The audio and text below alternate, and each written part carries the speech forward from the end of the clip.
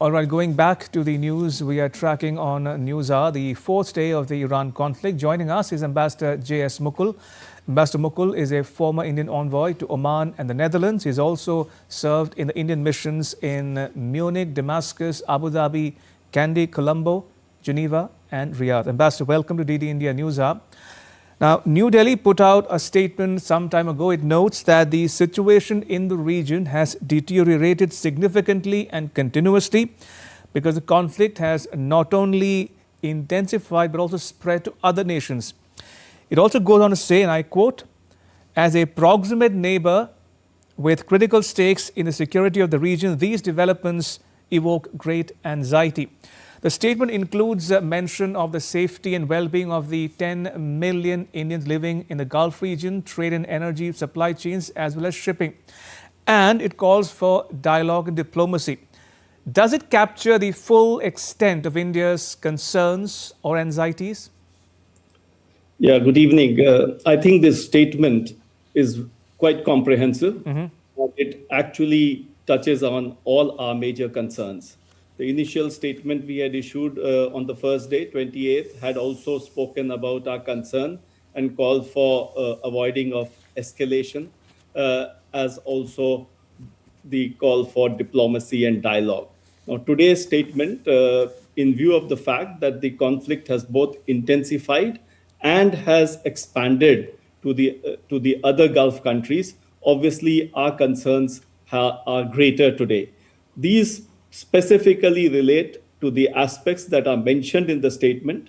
First, of course, is our major concern about our diaspora, the Indian community, numbering up to 10 million in the 6 GCC countries. And as we know, it's no longer a war just between the United States and Israel on one side and Iran on the other side, but has actually now touched all the Gulf countries and even beyond. So naturally, the safety and security of those countries is a concern. And it is in that context, the Honorable Prime Minister and the External Affairs Minister have also been speaking, apart from expressing concern, etc. They have also been speaking to the leaderships of these countries with regard to the safety and security of the large Indian diaspora community that resides in these countries. So that is the first concern. The second is obviously, as the conflict has expanded, it has now touched even the international trade and the energy security. Now that is something of great concern. The Hormuz is effectively closed. So that again is a major concern, given that up to 40 to 45% of our energy supplies pass through the Hormuz Straits. Also, the shipping and the insurance rates are rising, the shipping becoming difficult, and we have lost nationals, the Indian crew members on the ships which are in the region. So all these constitute obviously very serious concern. Indeed. And therefore, I think the statement as also the interaction and the conversations with the leaderships of these countries. Indeed, so then India has called for a de-escalation and going back to the path of diplomacy and dialogue. Ambassador, you referred to how the Prime Minister spoke to the leaders of Qatar, Oman and Kuwait. In fact, he's spoken to the leaders of other leaders of other countries also in the past few days. What are New Delhi's options really insofar as protecting its interests are concerned and ensuring the safety of its nationals in the region? Basically, the security and safety of foreign nationals are the responsibility of the host country. Right. So we have to be engaged closely with them.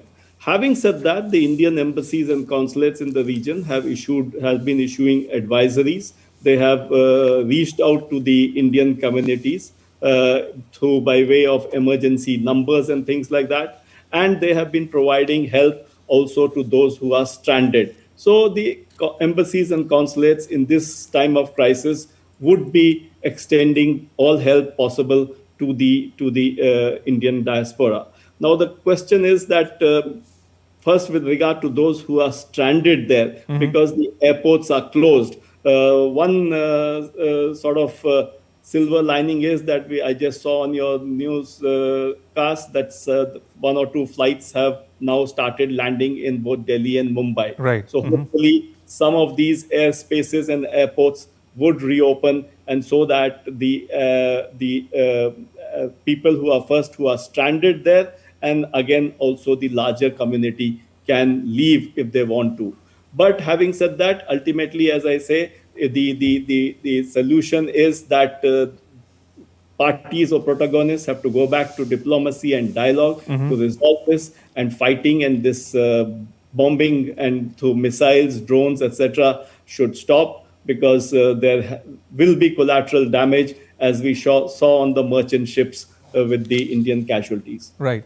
Ambassador, you referred to the issue of energy security. Now, Energy Minister Mr. Hardeep Puri has briefed journalists in New Delhi a short while ago about the situation in the Gulf. How will the Iran conflict affect India's economy if it does not end anytime soon? See, in the short run, I believe there is not such a crisis, because one, we have stocks, and there is also the strategic reserves, both of the crude oil and the petroleum products, petrol, diesel, etc. But obviously, these are of finite nature, running into they will be adequate for a few weeks. But beyond that, obviously, we would already have started looking at diversifying. One good thing is that our sources of energy imports are already very diversified.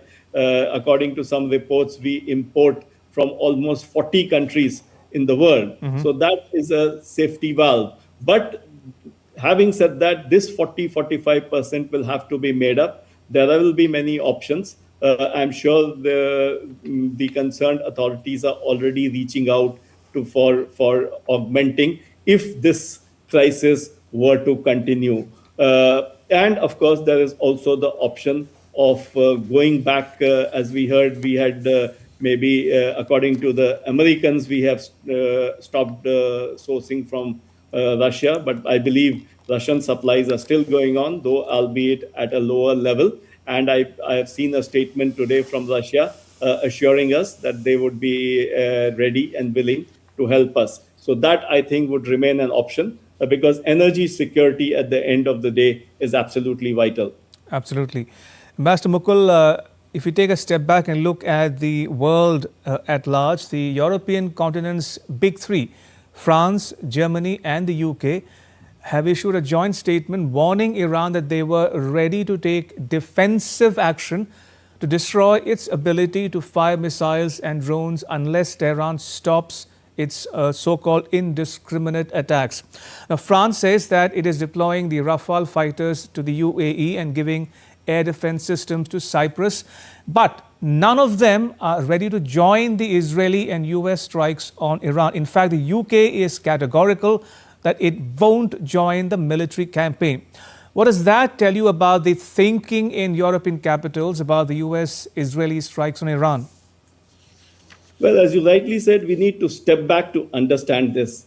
The Operation Epic Fury of the United States and Operation Roaring Lion by Israel started off as a war of choice. This was, now reports are indicating that this was almost premeditated, while the mediation by Oman was making progress, but that appears to have been more of a kind of subterfuge or to lull the Iranians. So then, of course, we have had the counter Operation True Promise 4 from the Iranian side. So that is where it started off between these two.